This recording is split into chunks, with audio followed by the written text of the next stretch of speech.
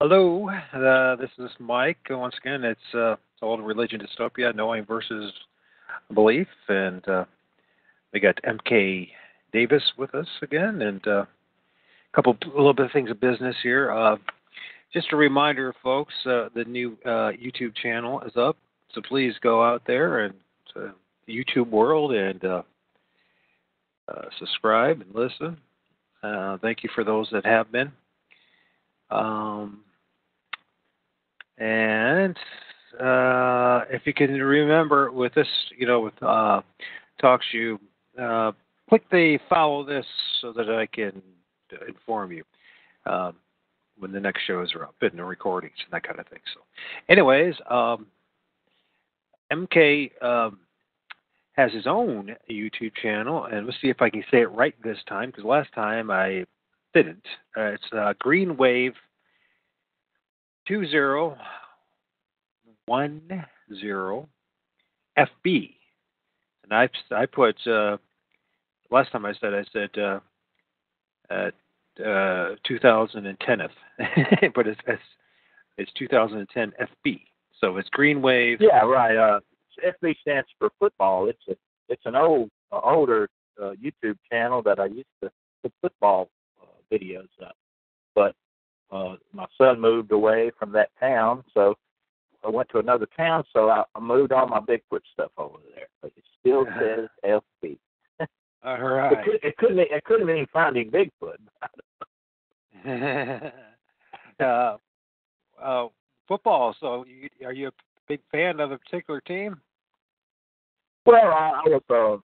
He was in West Point, Mississippi, and they had a championship team, and I was going up there and getting on the sidelines and all those really good championship games, and I really enjoyed it. So I put together this little channel for them. But the Bigfoot stuff has just left them far behind. They're on there somewhere, but way down the line. My dad, we used a second All-State tailback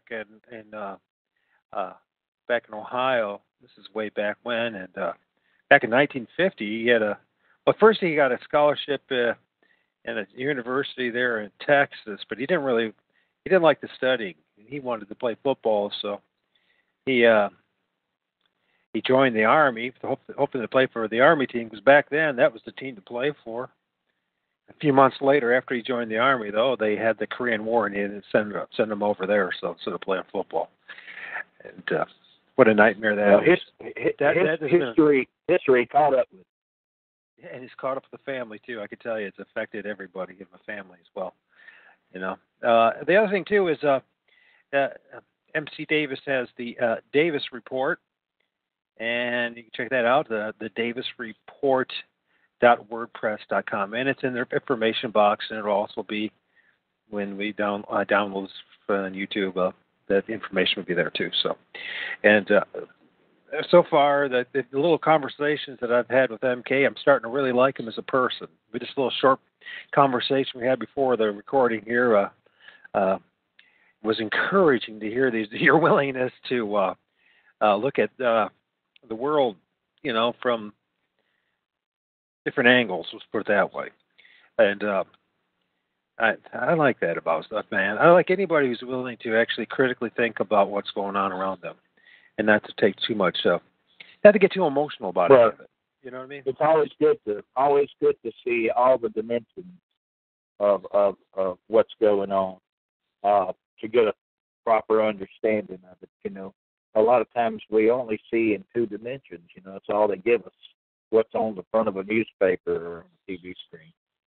It's good to know the behind the scenes stuff, and like we were talking about earlier, it's a bit of comfort, when you understand why things are as wacky as they are.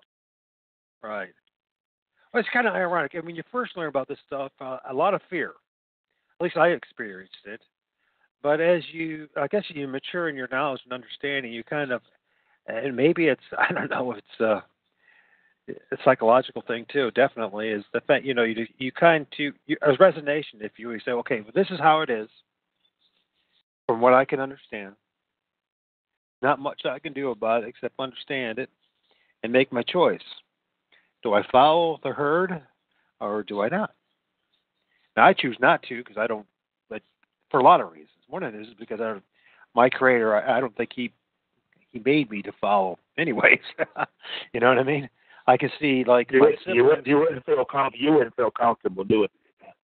No, I mean I don't think I have a choice because I look at my siblings and like one is like, yeah, I love her to death, my sister, and she was class president in high school and prom queen and also that in college and just we're just like two polar opposites in just the 3 years of difference. And why is that? I don't think there's much choice in the matter. Maybe it's not a choice. Maybe you're driven from within to go down a different road. Yeah, and if you try to fight it, Dave, okay, you'll get you know what it's like. You imagine you probably experienced yourself, and you fight being who you are. Well, it becomes a miserable experience, And instead of enjoying what you've been given, and there's a lot of reasons. We live in a world where there's a lot of reasons to. We could, if we focus completely on the negative and how whatever we're oppressed or enslaved or this or that. You know what I mean? Or I'm a wage slave. Or I have to go to work again today. That kind of thing. Or if you just follow your own path wherever it may take you, and maybe there won't be a lot of money in it, and there won't be a lot of recognition, but there's a lot more peace inside. And although as you get older, we talked about the older you get, the harder it is to sleep at night. It's still it's more biological than it is what's going on between your ears. So I'd rather follow my own path, regardless of what the consequences are.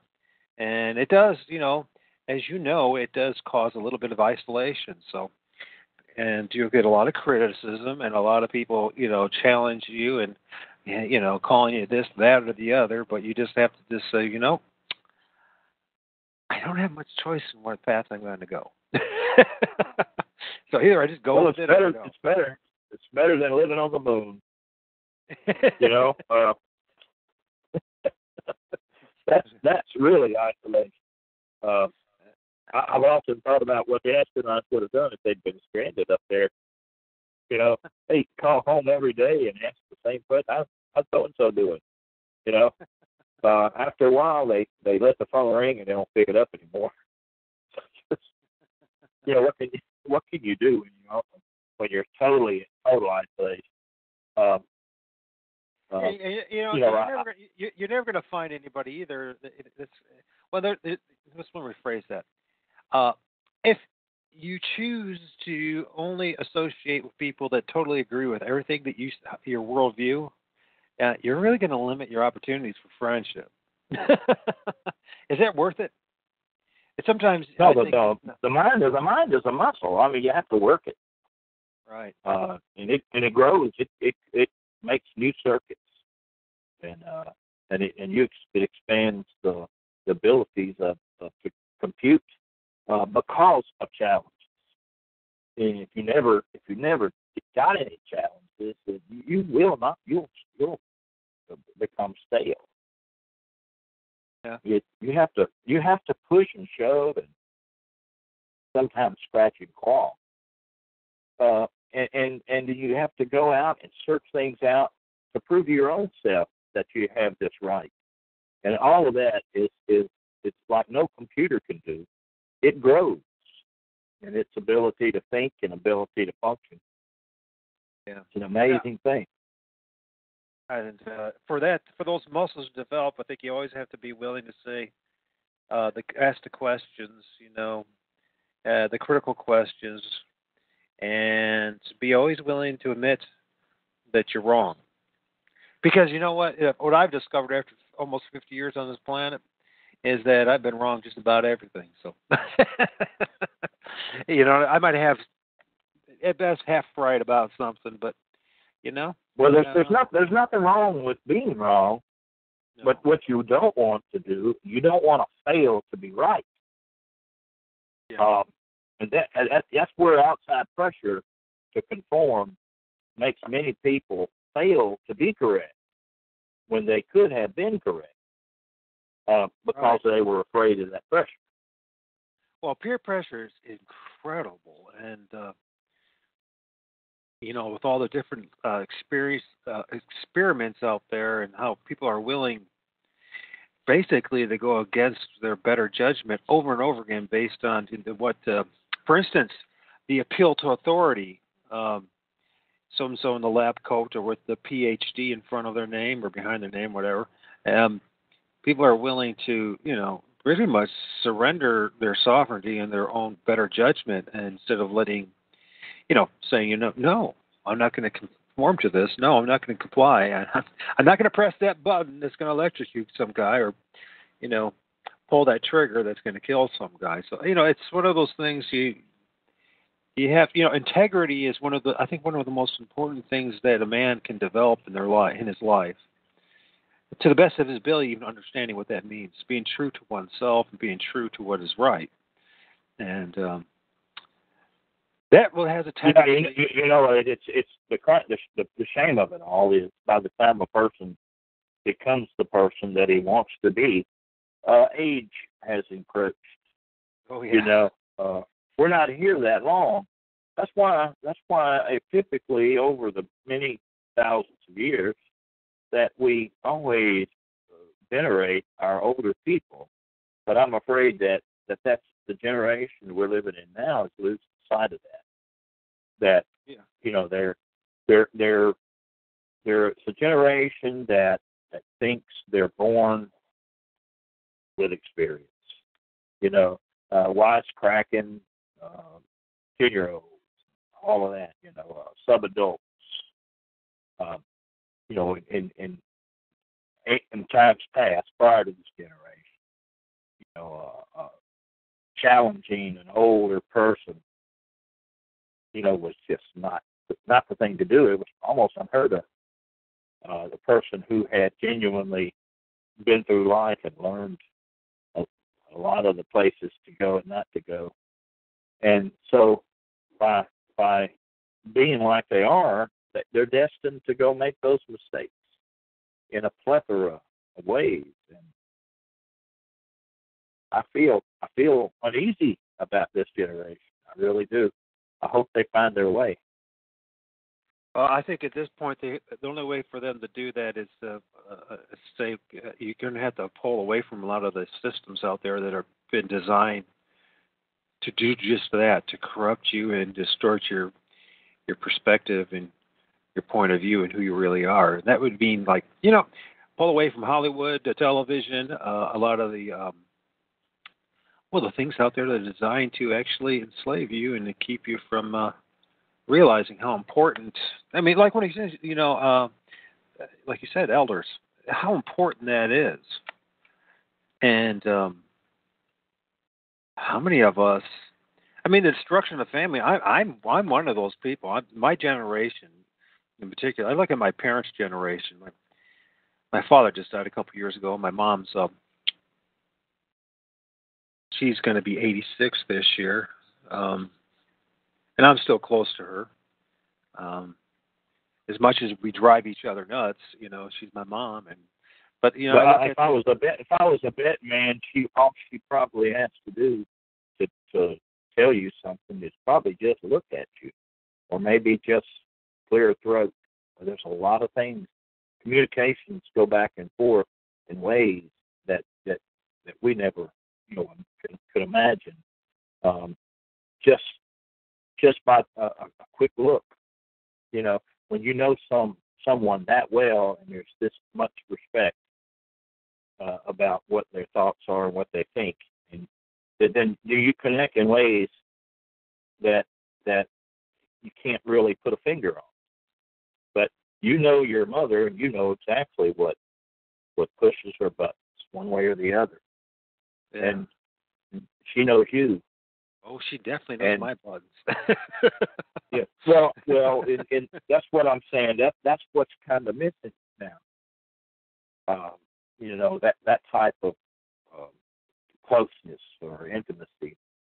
It's someone can just clear their throat, and you know exactly what they're what they didn't have to use words. That's gone just about. Yeah. I worry about this generation. You know, that's as my generation begins to fade, I see that this one's got those troubles, and whenever they take completely over, you know, they're not going to know certain things and what you do. Yeah. How to act. Yeah, it's clear. It's very clear that we're in a pickle. So, and I don't know what's going to happen, but well, I mean, who knows? Gay, if this turns out to be at a good time and you enjoy it, maybe we'll make a series of just talking about whatever. Well, you know what I mean? It seems like we could talk about whatever, but let's go back to this. Some of your research on cryptology, if you're interested. Yeah, sure. Sure. I guess we'll start out with the. Well, first of all, I went to school for environmental science. I was always a guy who was into ecology. I ended up starting a job called, or little, business that I no longer can do, but it was dealing with greenscaping and, trying to work with developers and preserve lands or restore it. A lot of the native fauna from my region. I know a lot about these things like about the invasive species and dealing with that in the Great Lakes region as far as zebra mussels and all sorts of different types of fish now and goldfish and carp and everything else. So now saying that, and I'm not saying that I know what I'm talking about here, but you have a very interesting story about a salamander. And that intrigues me. Now, as a young man, I used to, when we still had them around, I think it was a 4-line or 5-line, something line salamanders. These little ones are black with a red stripe or a kind of an orange stripe on them. And then there was the tiger salamanders, and I used to catch them and mudpie. We used to catch them all the time as a child. And we're talking about the 70s. Now things have changed. The 70s all around me. Not for the better, in my opinion. But back in the day, you had a chance to see, I guess, Northern California has some kind of unique salamander. Can you tell us a little more about this and then what your experience was, if you're interested? And if you're not interested, we'll go to a different subject. But I find this interesting and very logical. Yeah, possible. Put that way. We were at a campsite called Louse Camp, and it's kind of a famous louse camp. That camp is famous in Bigfoot lore. Roger Patterson and Bob Gimlin camped there. Peter Byrne is camped there. John Green is camped there, and they did this camp there. All the luminaries in Bigfoot at that time at Louse Camp. And we had to walk in there. That gate was closed, and then they had a big slide. So we had to kind of maneuver, like mountain hikers to get over that. But we made it in there, and I went over there to I think I was going to wash something out in the stream. It was Bluff Creek, and there was a deep pool there. It was probably 10 feet deep, and the water's just as snow melts, crystal clear. Now, can I interject? Can I interject just a little there, just out of testimony? Sure. As a testimony on my part, when I lived in Northern California and Chico and was a forest firefighter and did stuff, and Mendocino and all that kind of stuff, as far as supporting fires back in the late 80s, I have no idea what it's like now, but even in Orville where the flooding is, there was a stream, and it was quite common for folks to swim in these, and they actually take baths in these big pools that you're talking about. So I know what you're talking about. It's a very interesting waterways, and where you have like shallow babbling brooks, and all of a sudden there's a big pool. A lot of that with the lava flows and big rocks and all that kind of stuff. So it is what you're saying. There's foundation. Except for the disturbance on top of the water, it's hard to tell how deep it is just looking in there because the water is so clear that that you can actually. It looks like the bottom is just right there. Later on, my son got in there, and it was about 10 feet deep. But I was looking in there, and I saw what I took to be a fish. And this fish was about 3 feet long. And I watched, and I thought I could see fins, moving. But it had this unusual appearance. It had a mottled color, so like kind of a pinkish, pink and black. And it was making its way across the bottom. And I came back and I told my friend Don McGrow, said, there's a really big fish over there in that pool.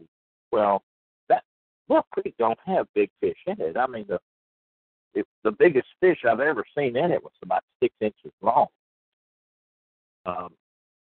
So he said later on, he told me he thought I was talking about, a 6 or 8 inch long fish, So he didn't really, he didn't get excited about it. I just kind of shrugged my shoulders. We went on up another creek called Notice Creek. And we got up there a little ways, and I saw this salamander about a foot long come streaking right across the, top of the water. I got good video and pictures of him, giant Pacific salamander. And I said, Don, that's what I saw. That's the exact coloration and model appearance. That what I took to be fins must have been his little stubby legs. And I realized that I had seen, the legendary giant Pacific salamanders, the ones that truly are giant, which the Indians have said they're in there, and different people have seen them, but they don't have documentation. And I didn't take any pictures. When we got back from Notice Creek, I went straight over to that pool. It was not there. Their land and sea. They can climb out of the water and go across land, with no problem. So it got out of that pool. To me, I have a lot of regrets. And whenever I told him that it was a salamander that I saw, he starts kicking himself in the rear for not, taking me serious and going on over there to look. Because it was as much of a discovery as maybe perhaps Bigfoot evidence. If you look at geologically, if you look at where Bluff Creek is and where those giant salamanders have been sighted, it's right directly the same latitude across from Japan over there, where they had the giant salamanders that you can look at. That they're more common, but their environment is almost identical to what's over there in Northern California, and they even look alike. The giant Pacific is normally a one that's about a foot and a half. You think it's normally the maximum what you'd see, but every once in a while there have these really big ones that get several feet long, and that's what I saw. I saw about I'm guessing that just looking through the water, it looked like it was about 3 feet long. I would have swam down there and got it if I had any. I didn't know anything much about them, so I didn't realize that what I was looking at. Right. Well, it's very probable for many reasons. That could literally be, like you say, there's no reason for me to see why Native Americans would lie about it. What advantage would they have? B, when we study invasive species like something like the snakefish or some other,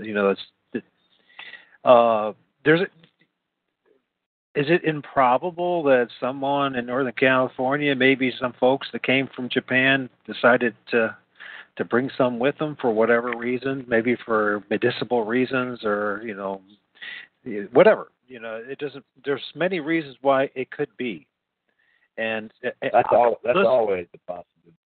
Yeah, and here's the thing. When my research in my own area, and what's known as Maumee River, it's at least at one time in I guess still is at this point, although things changed so drastically. Um, it was the walleye capital of the world, or is the walleye capital of the world. Anyways, back in the day when they first built Fort Meigs and the soldiers there, now we're talking about the, what, 18 something, say, early 1800s, like, or 1900s, I guess it would be, like 1820, something like that, right? 1850. No, it's more like 1850, 1860, that around about the same time as around the Civil War. Don't quote me on that part. But the big part is what I do know is was reading the journals that there was a time when like the sturgeon that ran up the Maumee River were legendary. They were 4 or 5 feet long. When they had the fish runs in the spring, the soldiers talked about how you could walk across the river from one end to the other, and it's not some small river at the mouth. On these fish, whether the legendary the blue pike, the fact that prior to farming and sedimentation of the river, the bay, the mouth of the Maumee River was 70 feet deep and had its own native wild rice. So I guess my point in all this and bringing up, there's so many variables, but one thing is that what used to be is not today. And when it comes to ecology in particular, it was so much more, a lot more variance in size in different species, and it's very, very, very probable, strong. And some would say maybe more probable than many other things that we discover that you would see something. Well, there's also in that same river system, the Native Americans say there exists a giant crayfish. It's like a lobster. And of course, I haven't seen one of those, but they say they're in there. Yeah. So it's kind of interesting. I know that area right in there in the Bluff Creek area at one time was the one of the world's big deposits of cinnabar, which is mercury ore. And when and then later on the miners took advantage of the cinnabar and refined mercury from it and used the mercury to refine the gold, get the gold dust out of the soil because mercury will combine with gold, and then you evaporate the mercury out and then you have the gold. But it's very not very environmentally friendly, But it makes me wonder if that may be a factor in some of the, unusual sizes or unusual nature of things. Well, I haven't had all of that in there. And nature itself too is like if the environment's right, if the food supply is right, animals will keep on growing. Fish will keep on growing. Reptiles will keep on growing, and it's known that even amphibians will keep on growing. So there's a lot of variables, very logical, that you saw something huge. These pools, again, you think about their little biomes of micro ecologies, where easily a mile down upstream or downstream to all these places, they easily could have had even different, type, variances of the salamander itself. So maybe upstream, maybe 2 miles or smaller, maybe downstream they're a little bit bigger, that kind of thing. So genetics does play a little bit of a role. There was a professor from Chicago who contacted me, and he wanted me to take him down there and show him. But something happened, and we weren't able to do it. His name was Angelo Caparella, and he had several new species under his belt, discoveries, different birds and things, and he wanted to try to find that giant salamander,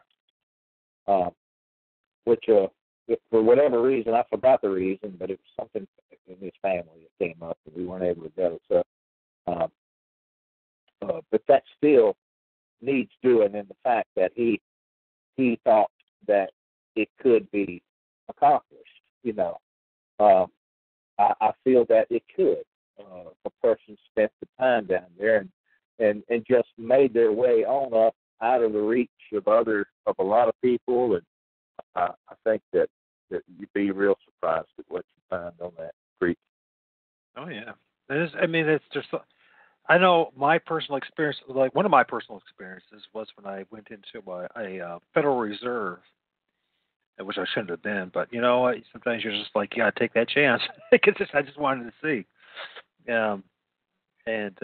So in this Federal Reserve, it's a colony of bald eagles. You know, and they're very rare in my area these days. But they've been trying to make a comeback, and you know, in that they had really some birds and species that I never had a chance to see anywhere else. And well, the unfortunate reality is human contact with is an issue. Now, I have this thing.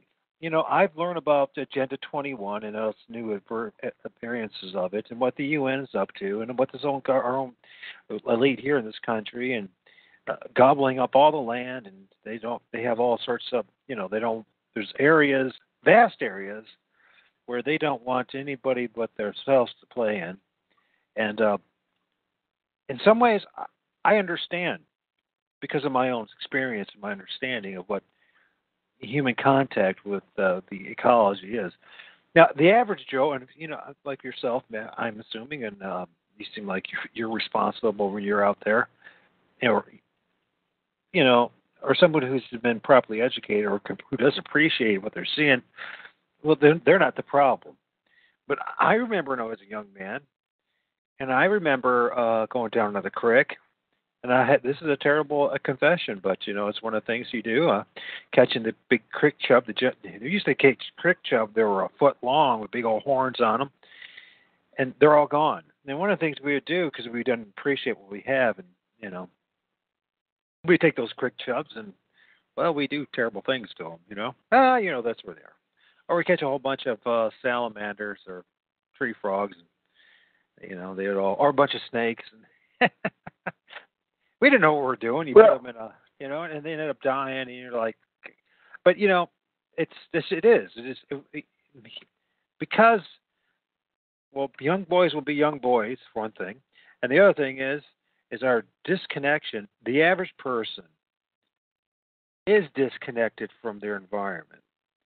So it is a bit of a danger, regardless of what anybody wants to say, and I don't mean to offend anybody, but if you're one of these city boys, or even one of these country boys, who's got a little bit of testosterone in you and is not thinking quite right, well, you're a dangerous creature to all the other creatures, not alone to your own fellow man. But so, you know, things happen. Right? Well, you know, there's a lot of ways to look at that, but I think that environmentalists tend to leave the human element out of the equation, and they consider us to be an invader.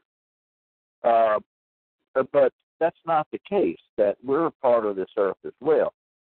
Right. You know, we can alter things according to our will a lot of times, but if that's the case and they get altered, well, that's because we live on the earth and we altered something else because of our dominance or mastery. And that's going on this earth long before man. That one species dominate over another, and one may eventually disappear, but then new ones come up for wherever they come from, and so we don't even have the same animals living now that lived 10,000 years ago, and we had nothing to do with most of that. Yeah. It's just that the earth itself is a living, breathing entity, and when I say that, it's not an animal like that type of thing, but every living thing has an electrical field around it. You know, our muscles move by electricity. Our thoughts, our brains have electricity in them, and when you take it all as a whole, all the millions of living things on the earth, then they combine to have a field that surrounds the entire earth of the essences of life, the electric signals of life And so it moves in and out, and up and down, and all around, and it changes. And you can't really blame ourselves for all of that. It's I believe in soul searching, but I don't believe in soul searching 100% of the time. We're a part of this earth. Absolutely. And if we do change some things, then let God's will be done. Because we're not strangers here. Right. So when we build a house, we build it exactly like we want it, and if something's in the way, we move it out of the way. But it's not an invasion of the earth to do that. Well, no, but I think we could definitely do it in a little more sensible way, just like what I was, Yeah, as a whole, yeah, I think so. But we can look for ways.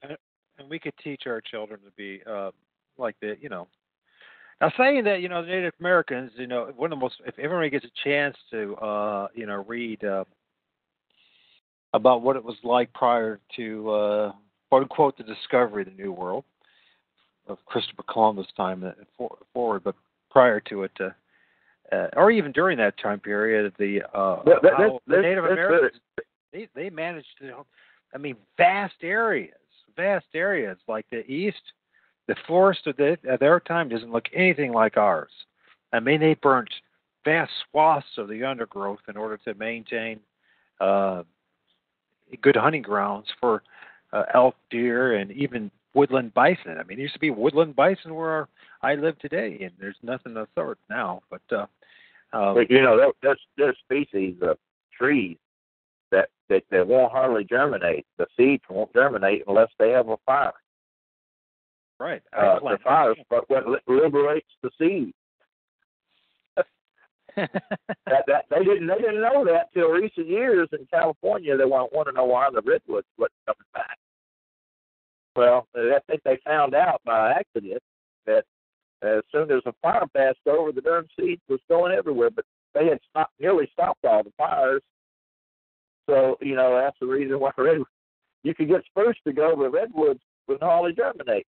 Now they know, so they let fires burn if it don't involve homes and stuff. They let it go because it actually is good for the environment to be able to pass through once in a while with some fire. Don't hurt the big trees, the big redwoods. They got thick bark. Right. These issues that we talk about, cryptozoology, is fast. It's more than just the story, the story necessary about the creature, but it's about the whole holistic approach to the whole thing. It's like when you look at carbon dioxide, and then, there's global warming and the world's ending and all. And then you're like, well, if the carbon dioxide, if there's so much stuff going up in the quote unquote air in the atmosphere, and then our plants should be like 3 or 4 times the size of it because they love it. You know what I mean? It causes them to grow.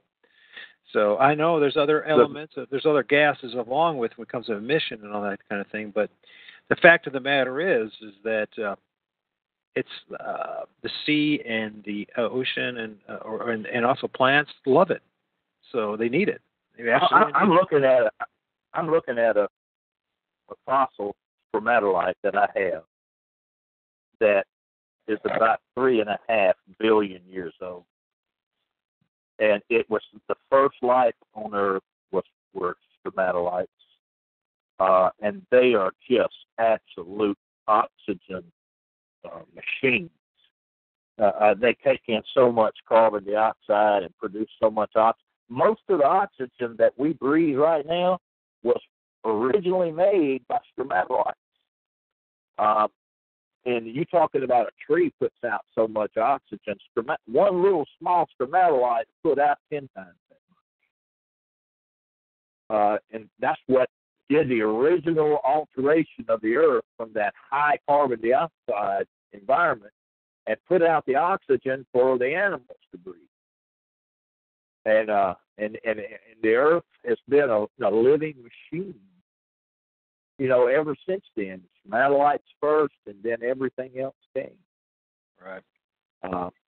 So it's it's that's why I say that the Earth is in itself an entity. It's the combined effects of everything that lives. They call it biosphere. Right. But it's also it's also electric fields and they're they say that the fields of the Earth is that there is the atmosphere and then there is in India the rishis say that there are two atmospheres around the Earth. There's the atmosphere of gas, and then there's the atmosphere of energy. Yeah. And I'm sure that's what they're talking about. We live in a kind of a special place. Yeah, sounds like similar to what Tesla was saying as well. So, and it seems to be quite evident that there is just what you're saying. Makes you I'm wonder glad to be here. I mean, I see people that have this craving to go into space, and that's good. But so far they've had to take everything they needed with them. They haven't found a place that could harbor anybody on its own. Right. It's pretty clear that the Earth is special. At one time, science was trying to minimize that and say that we're nothing special. But as time has gone by, they did these huge, expensive searches for different planets and stuff. They began to realize that, well, yeah, there's other planets, but there's that signature of life is not on those other planets. Right. So you can watch for oxygen. We can get it in the spectrum of a planet. If there's not free oxygen, then it's not any kind of life that we know, because life lives off of oxygen. You got to have free oxygen. It's in the dead worlds, oxygen is all combined with other elements to make oxide. There's nothing in the spectrum. Right. So it's just we're and when it comes to the Earth, that you cannot put a limit on what the Earth has on it. They say, well, there is no Bigfoot. There's no evidence of Bigfoot. Well, don't say that there is no Bigfoot. It just hasn't been found. But the Earth is capable of supporting a Bigfoot. And all of the. Do we know for certain, MK? Do we know for certain? A lot of things you said. We could have interesting discussions, let's say the least, about what other things you just said. But let's just stay on with the topic of Bigfoot. Do we know for certain that it's never been found? Do we know for certain? I know for certain that it has. Okay. That goes to the level of acceptance. What it takes for science to accept it is very high for a Bigfoot. They raised the bar way beyond other things. Right. Well, one of the things I find is especially the high priest. I call him the high priest of scientism. There's actually a religion of science at this point. When you do all together, I mean, people take it way too far, and part of their being gatekeepers, if you will, is to. It seems to me that a lot of times their job is not really to tell you the truth, but to tell you the opposite. It's like, well, I know this. A lot of people say that maybe you've taken it too far, but if we look at history and if we just look at present day, and all the things that we've dealt with, and it doesn't matter what field it is, there's a lot of things that they're keeping from us for whatever reason. It may maintain their own paradigm and their own belief or religion philosophies of what the world is. Instead of that could be one thing. I don't know. There's a lot of reasons why to keep this from people. The reality of this apparently amazing creature. And as here you got a guy like you. Well, I'm looking at, and I know that you have your detractors from researching you. just like anybody else that opens their mouth and makes a stance with something. So, but when you say it has been found, would you expand upon that a little bit? Well, I mean, it's just in my own experience. It's October a year ago, last October. I went down there and I found 15 tracks that could not have been that of a human. They were too deep. They were the substrate was dry and packed, and I couldn't even make a half-inch deep print stomping. And these tracks were 4 inches deep. Well, something made those tracks. If you want to be a skeptic to the point where you don't believe your own eyes, well, then that's carrying skepticism too far. Skepticism is designed to protect you from being flim-flam. It's not designed to beat a flim-flam. Healthy skepticism, and then there's flaming skepticism. And that flaming skepticism is you don't accept anything. It's like a bobblehead doll that the head only moves sideways. It's just constantly saying no. And that doesn't serve any purpose but to keep pushing you 2 steps back. I've seen enough personally, and I know some of the experiences of others. I've seen enough through film and video that Bigfoot does exist. It's reticent, and there may be other elements of its existence that we don't understand, but you have to believe your own eyes. We see every day. There used to be programs come up on the science channels where they prove that your eyes can fool you. You can do this right here and that, but we rely on our eyes. I mean, I'm not dead, and I've crossed countless intersections. But my eyes kept me from being run over, and I've relied on those eyes. And I see those tracks, and they're 4 inches deep. I know something extraordinary made those tracks in their body field. So, it's whatever did it was 2 days or less having come through there. So, right. It doesn't. Go ahead. What is? I mean, and if you don't have to go down this road, if you don't want to, because I know if by going down this road, then if your detractors find out, they're going to crucify you for it. But what would be? Do you have any theories about what we're dealing with here, beyond whether it being, part man, part ape, or anything like that? But from your experience, because of its intellect and its ability to evade, and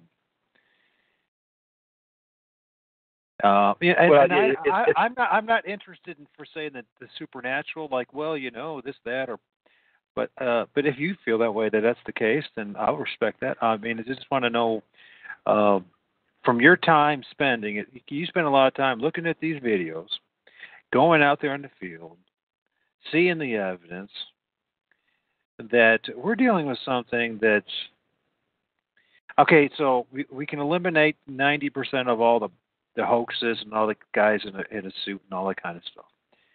Problem is, there's still thousands of other folks, including my own brother, who says he saw it. We're up in the same area that close to the same area. Sometime somewhere outside of Orville and Paradise, California. So, tell me from all, and I know you don't have a definitive answer. How could you? But from what you all the time you've been spending and all your research, all the different aspects, what are we dealing with? Well, it depends on which part of the country you're from. It seems to be some differences, in the descriptions of Bigfoot from, say, down here in Texas or Louisiana or Mississippi compared to what's up there in Orville or Mount Lassen, Mount Shasta, on over to Buck Creek, on up to Canada. It seems to be a difference. So I would be willing to say, or venture to say, that the Bigfoot is a pretty broad term that it's an umbrella that a lot of different things fit under that make a large track. The ones that are up in the Patterson film and up in the Pacific Northwest, those are very human-like, but there's certain things about them that tell you say no when it comes to being a human, and one is their weight. They just simply are otherworldly heavy, and they seem to do things or pull off things that leave people completely perplexed. You know, like a set of tracks might just suddenly end, or things like that. They live in the nether, the shadows. You know, it's something you might get a glimpse of. You might hear something in the distance. You might find a track.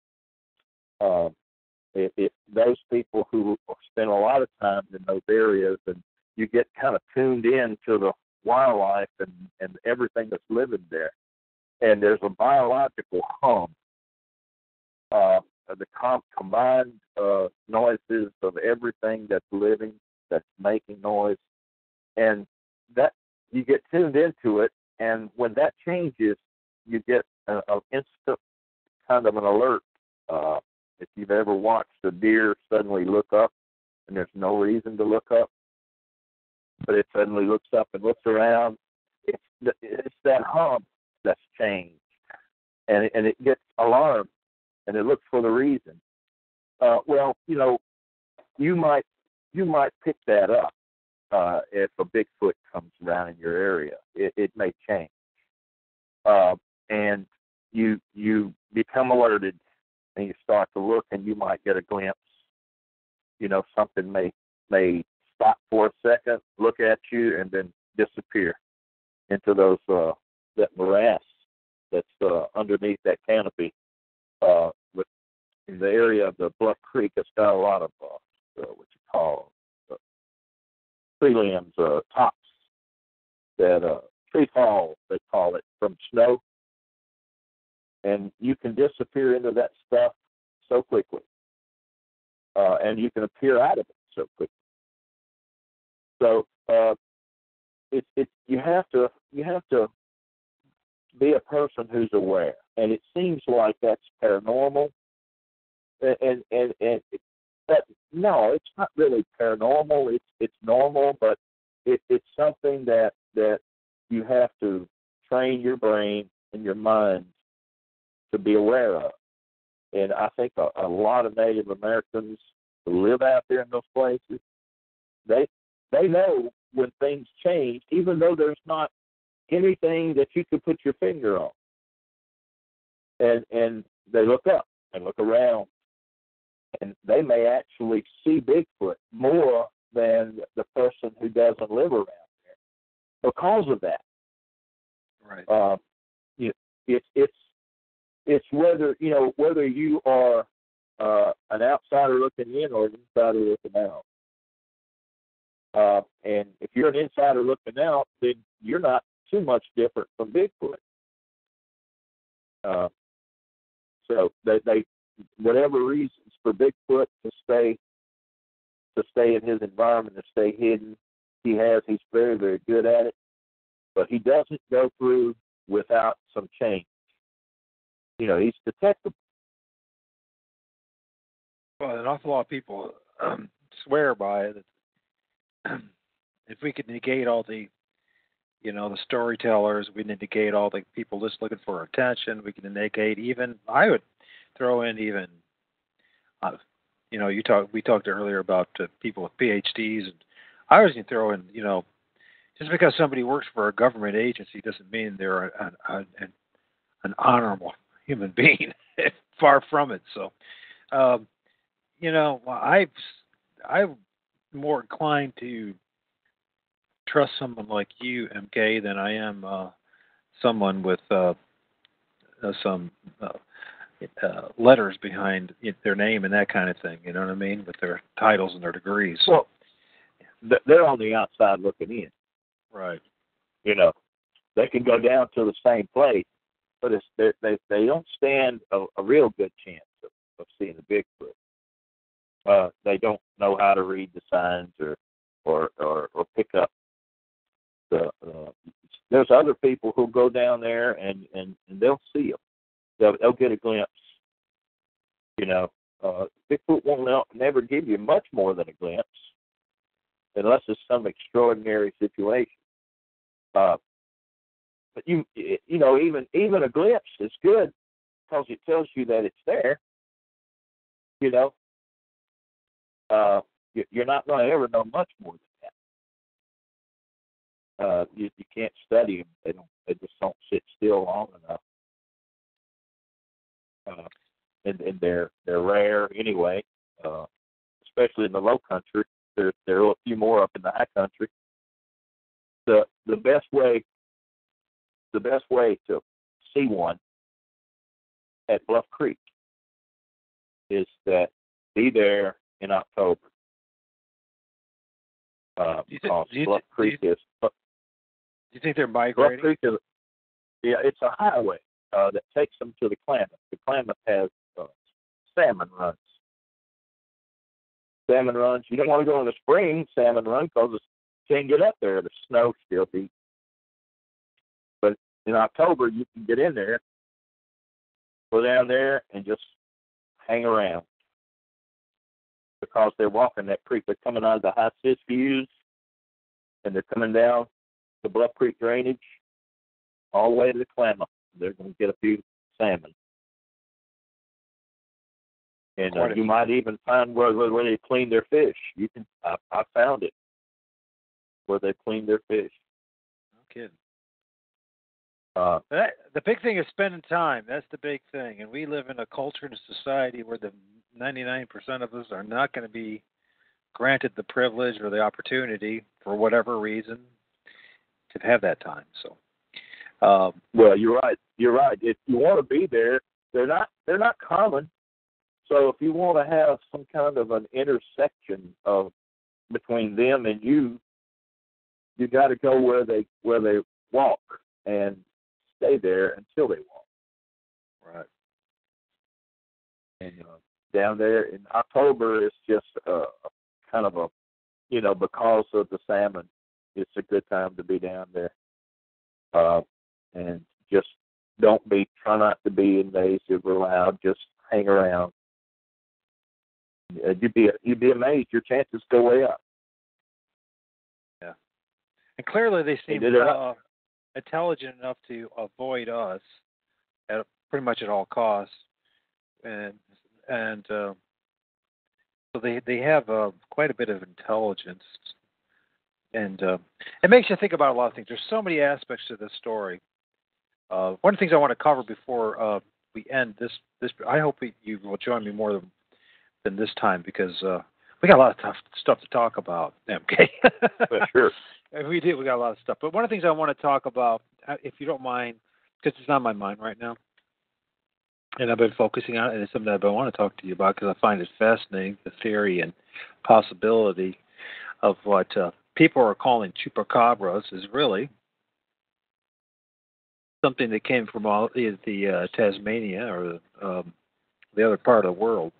Now, this is not improbable in any way, shape, or form, as I've just demonstrated with folks with other species that's like the snakefish, which actually comes from Asia and was imported over from as a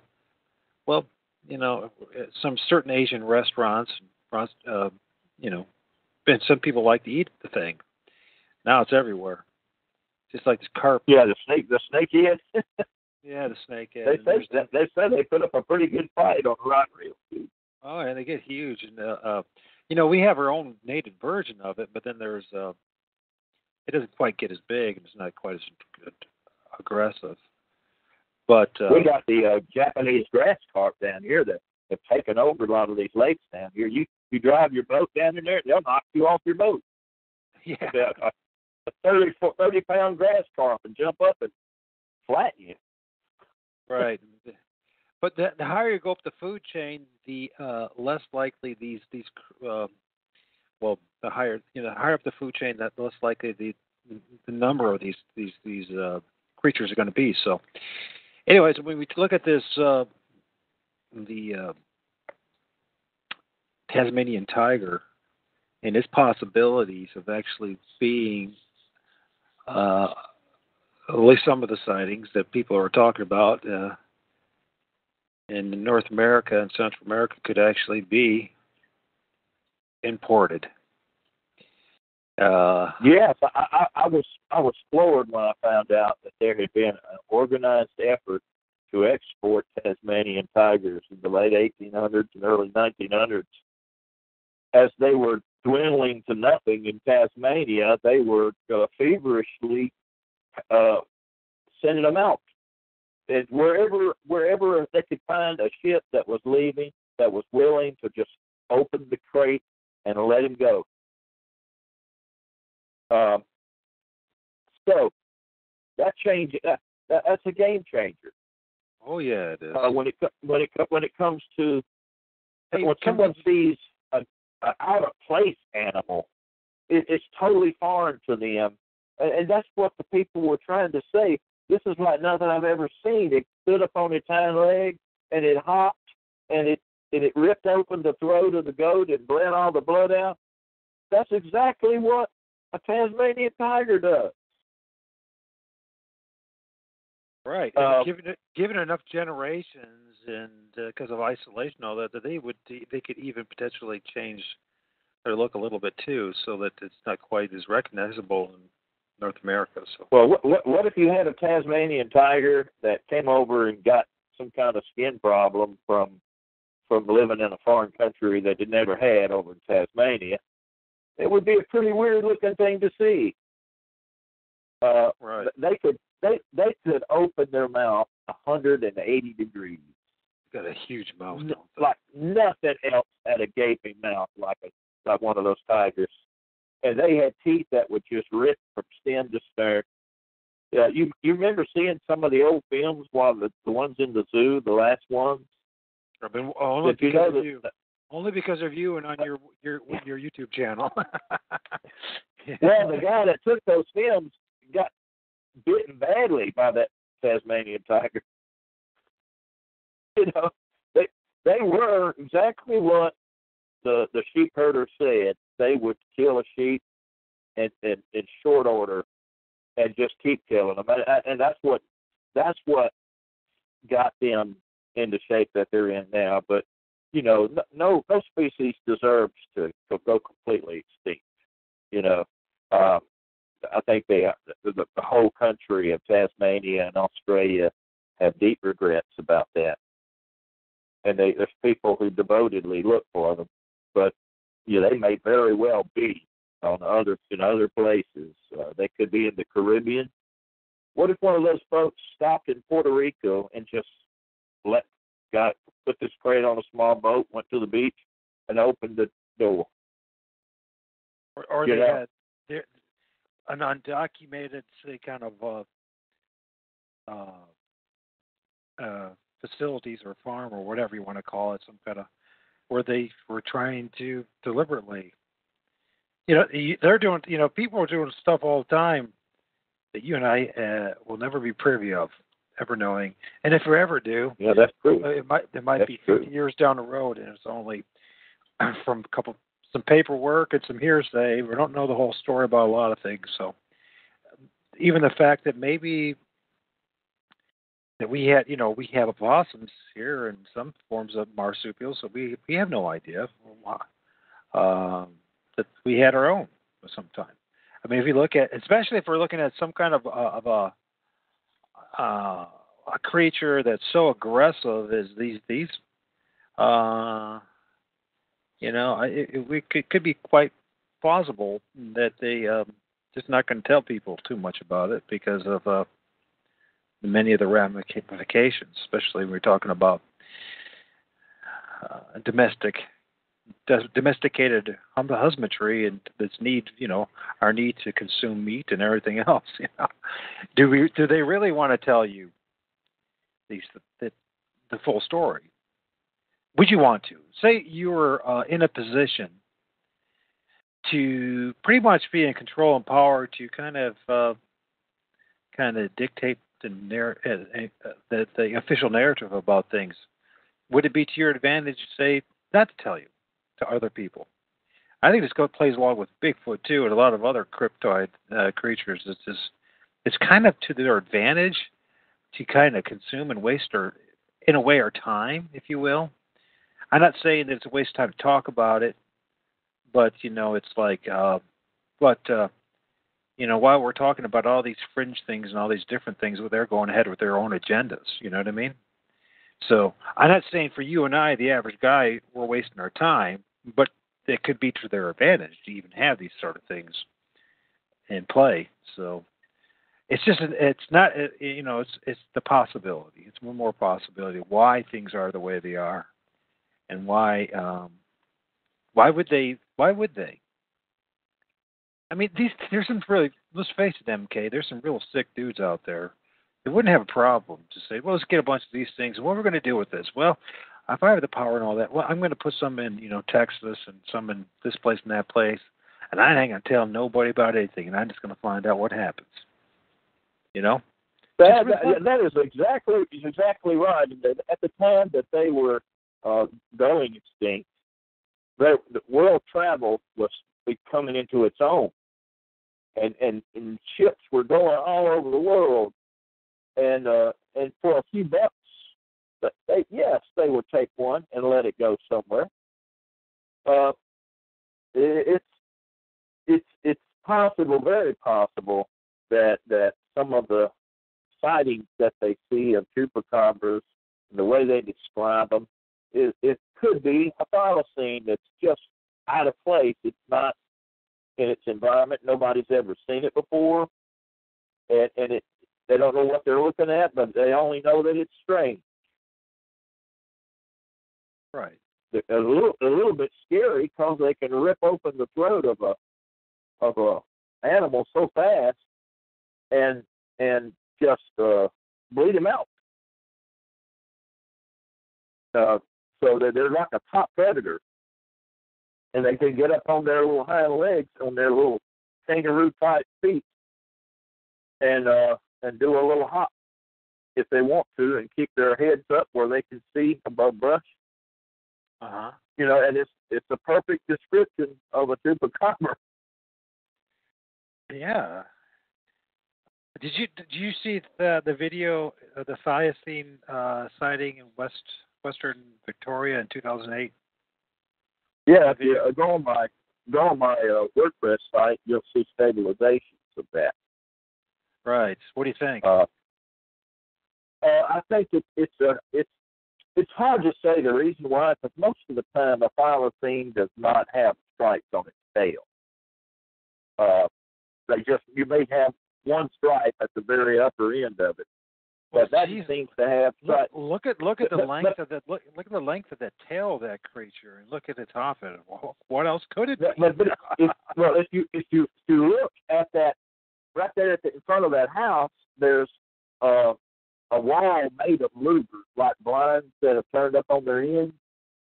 It's got louvers, and it's very possible that those stripes on the tail are shadows of that, coming across the creature, and it just runs through those shadows.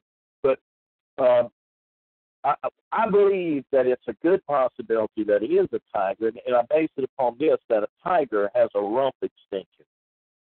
When you see them in profile, you'll see that the tail is not just attached to the rear end like a dog or a cat. It's attached to a mass of flesh that actually extends the rump out like in the shape of a cone, and that seems to be on that subject. So I will put that as a high probability, even though the video is not that great. Right. Well, like you said, you don't necessarily need to even have the stripes to verify that. No, there's thylacines that they have mounted that have hardly any stripes at all. Right. It just depends on the individual, but they all have the rump extension. and you see that the way it's walking, and some people might say, well, it's injured, and it does kind of look like it could be possibly injured, but when you look at it, just the way it's hopping and the length of the back legs. I'm sorry, but I don't know. They're like cousins to the kangaroo. Right. And they can get up on their back legs and just sit there with holding their front legs in front of them. How long and how high how long are they and how high can they stand, you have any ideas? Well, to tell you the truth, if you look at those old films, you can see that they will get up pretty tall. They'll get up chest high. And they get a pretty good view, of that. When they get up like that, if they're in the brush, and they'll stand up there and just stand. I mean, they can stand, they can walk, they can hop. So that's it's hard to imagine that all of them would be killed out, if for no other reason because they're pretty good in their own environment. You got to think that some of them would have been savvy enough to avoid being shot, but it's like so many other things, though. They see the sign of them. The sign of them's there. They'll find something killed. It'd be the textbook, has it bled out, rip the throat open, but they don't find the actual animal. They just find where one has been and left this textbook type of killing victim. Then you kind of look around and say, well, somewhere out there, somewhere, and I think the whole world is really pulling for the thylacine, that they can somehow recover. I know that the ivory bill has been declared extinct 3 different times. Right now, it is extinct. About 10 years ago, they took it off the extinction list when Cornell University allegedly found one and videotaped one in swamps up in Arkansas. But since then, that's disputed. But ivory bills were rare when the first white people came to this country. Native Americans had kind of exploited them. They're like a monogamous bird, and you kill one or the other, and you killed a generation. And Native Americans, they were so pretty that they would skin the pelts with the feathers in them and make these beautiful ornaments to wear on their belts. And the Native Americans that were out in the swamps of Mississippi came from Illinois. They were run out of there by the Iroquois. So you had an area that was like a refuge for ivory bills. Suddenly it's become full of people. And they all really liked those ivory bill belts. So we used to have a native eastern parakeet, and they wiped it out. I mean, they had vast, huge, what do they call them? I don't want to say schools. What do they call them? Flocks. Flocks. Thank you. How did I mess that up? Flocks. But yeah, I think it was they say by 1850, around that time period, they were completely extinct. But they used to be all over the place, and they just. What happened was because of their communal nature, they all you had to do was shoot one, and the rest of them would tend to it, and then they just either net them or just blow the heck out of them. And back then in the day, it's kind of like the attitude, which I understand why. You see, like a wild boar in like Florida and other places where it's open season all year round because of what they cause problems. But back then, 150 years ago, that's a big deal, especially with our European brothers, to just hey, let's go out hunting, and hunting was poaching or just basically target practice, and you know what I mean. We have to be honest about it. That's the way it was. So you never know. Well, when Europeans came here, there was a wild dog that lived here, and nobody knew about it because it looked so much like a domestic dog. It looked like a dingo. It was a golden color with the tail curled up, square head. And there was a man who actually is in our modern times when it got discovered. This expert on wild dogs was watching this yellow dog that these people had adopted. It had just wandered up to the house. And he watched, it had puppies, and he watched that female dog regurgitate food for those pups. And he instantly knew this was not a tame animal. This is a wild dog. And he got that dog and did some testing and stuff and discovered that it was indigenous to the United States. It had been overlooked because people thought they were looking at just an escaped animal or one that's just gone feral. And now he brought the entire breed back. You can actually purchase a Carolina dog, Carolina wild dog. Thanks to this man's expertise and his observing abilities, we have that dog back. It's brought back from the brink. Great dogs, too. Great dogs. It's not a wolf.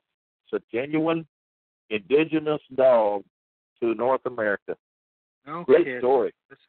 Yeah, well, it's the first time I've heard of this. That's great. It's always something new to learn. And I would really like this to continue, but unfortunately, it's probably a good time to stop this particular recording. Yeah, sure. But yeah, back to like the Tasmanian tiger too. There's always that question too, because you never know how big these things can get. And then there's that story of the dog man, and how many of these things could possibly be what we're thinking about, what people are thinking about. Because knowing that these things can stand, and they don't seem to have a problem to stretch out on a. So that's why you don't blow those stories off. No. Whether you believe them or not, you don't blow them off. You take them at face value, because that explanation's out there somewhere. Yeah. Hey, what do you would you have time next week to do part 3 of this, or part 2, or whatever? Sure. Okay. I got time. Let's see. Well, Monday I don't have my son, and then I'm free Thursday, Friday, Saturday, Sunday. I don't know. Do you have time Monday or Thursday to do part 3 of this? Yeah, I do. Either you pick your day. Well, why don't we do it Monday, and let's do it about the same time, unless there's a better time for you. And what time's best for you? Okay. And let's just continue. How about 1 at 1 o'clock? 1 o'clock, the same time as we started today? Yeah, Central Time. Oh, Central Time. Okay, so that would be which would be 2 o'clock your time. 2 o'clock. Okay, we'll do that. So I'm enjoying this, MK, and I think that we could have some very insightful and thought-provoking conversation. Just think about it. I mean, how we, one thing I don't want this to be is this. You know how it is. Just people turn this stuff into a cottage industry, and I just don't want that to be I don't want to be part of that. I just want to know the truth. To the best of our ability, I want to figure out the truth about what's going on out there. I am not interested. Well, the earth that we covered, we as humans have covered the earth, and we even hire people to explain the earth back to us. And sometimes we don't get our money's worth, so we have to do it ourselves. Absolutely. In fact, most times we have to do it ourselves, if we're honest about it. That's the way it goes. So, okay, MC Davis. And I just not believe Troy. I'm like, gosh, MK Davis. What am I saying, MC? MK. I'm so sorry. That's not a made up thing. That's my actual. Marlon Keith is my name. Oh, good. So it has nothing to do with like MK Ultra or anything like that. It's actually your name. No, nothing nefarious. Nothing about mind control. That's good. No. So, anyways, folks, other than trying to control my own. Yeah, that's a heck of enough effort in itself, isn't it? At least for me, it is. So, look, we learned about the Carolina dog today. The Tasmanian tiger. Yeah, Google it. There's a lot of good pictures on the net I'm so proud of this man and what he was able to do to bring back something that would have been lost for sure. You know, if nothing else, the dog would have been completely assimilated into other breeds. But he was able to get that pure breed.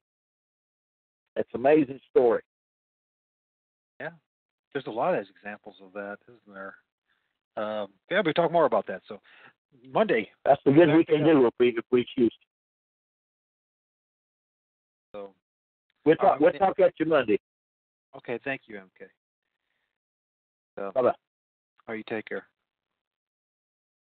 So once again, just so I don't mess it all up, I call him MC Davis. Oh well, I'm human, folks. I really am. Dreadfully human. MC K Davis. If you put Bigfoot with it, you'll find it for sure. It's did I say MC again? MK Davis, Bigfoot, and it's a Davis Report. .wordpress.com, and then also Greenwave2010 FB is his YouTube channel. So check it out, man. It's really thought-provoking stuff, what he's done. So.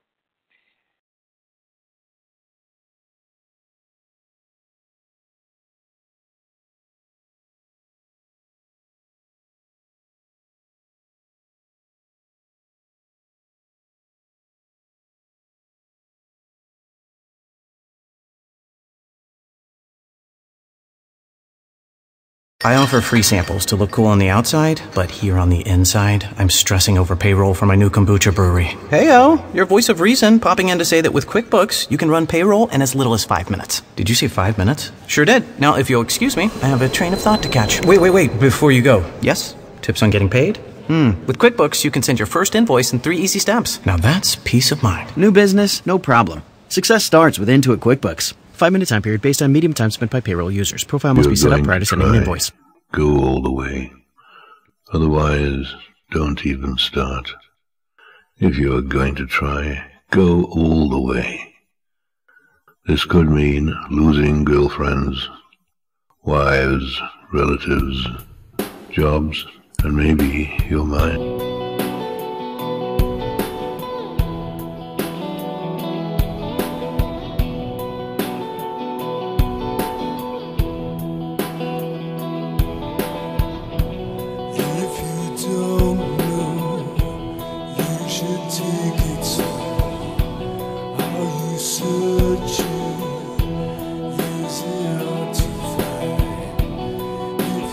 Broken.